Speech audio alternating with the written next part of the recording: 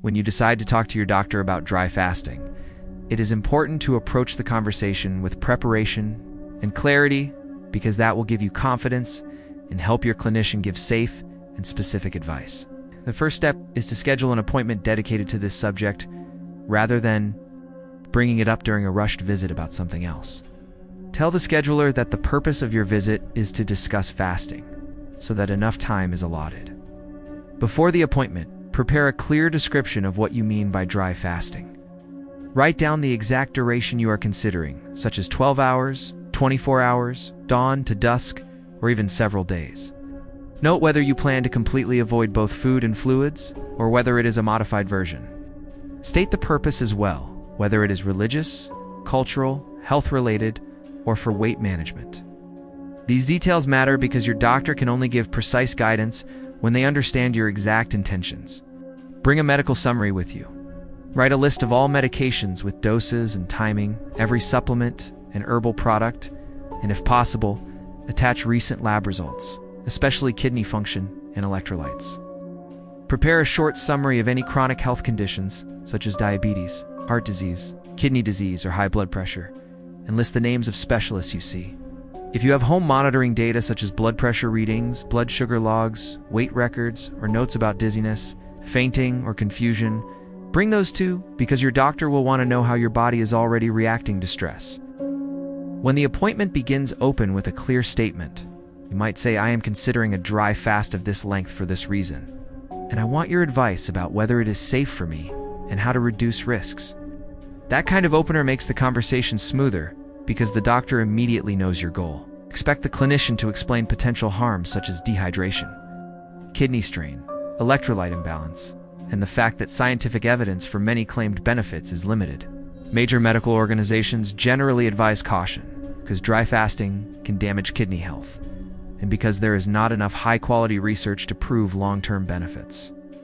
At this point, you should ask directly, "Given my medical history and my current medications, are there specific risks I should worry about?" If you take medicines that must be swallowed with food or water, ask whether the timing can be changed or whether a modified fast is required. Some medicines for diabetes, seizures, or blood pressure need to be carefully managed when fasting. If you have diabetes and take insulin, you should clearly ask if dry fasting is even possible for you. If you have kidney disease, heart failure, or if you are pregnant or breastfeeding, then you must ask whether fasting of this type is safe at all.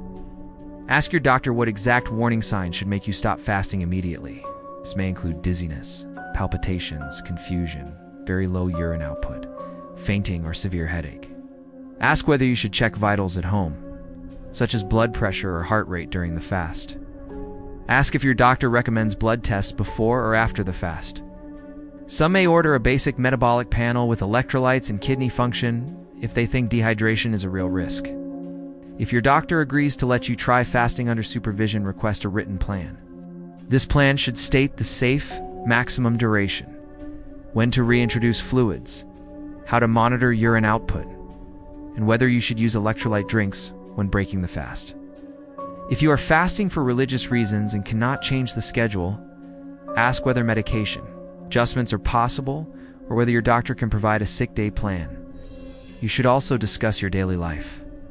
Tell your doctor about your activity level, your exercise plans, your work conditions, and the climate you live in, because heat and exertion raise the danger of dehydration. Say whether you will be fasting alone or with supervision. If the clinician strongly recommends against dry fasting, ask for alternatives that still align with your goals, such as time, restricted eating with water allowed, or short medically supervised water fasts. You can also request an explanation of the evidence. Mention that some studies on dawn to dusk fasting during religious observances show mixed outcomes such as small changes in metabolism or immune response, but that long-term dry fasting evidence is very limited. Ask your doctor how these findings apply to you personally. If your doctor seems unfamiliar with the details of dry fasting, be patient. Provide them with your written plan and ask if they can consult a colleague such as a nephrologist or endocrinologist. Request a follow-up appointment after your first attempt so that you can review how your body responded. Bring to your visit all medication bottles or photos of labels, copies of recent lab reports, a written log of your recent symptoms or readings, and a paper list of your questions. This prevents you from forgetting anything important during the discussion. At the end of the appointment, repeat back the agreed plan. You might say, just to confirm, I will not attempt dry fasting because of this risk. Or I will attempt a short version with these safety steps, and I will return for labs in this number of days. Ask for written instructions if possible.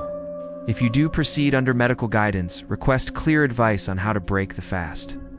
Ask about the first fluids you should drink, how quickly to reintroduce electrolytes, and what foods to start with. Also ask when you should call the clinic or go to the emergency department. Having this exit strategy in writing reduces risk and gives peace of mind. The point is not to convince your doctor to approve your fast, but to build a collaborative plan that protects your health while respecting your goals.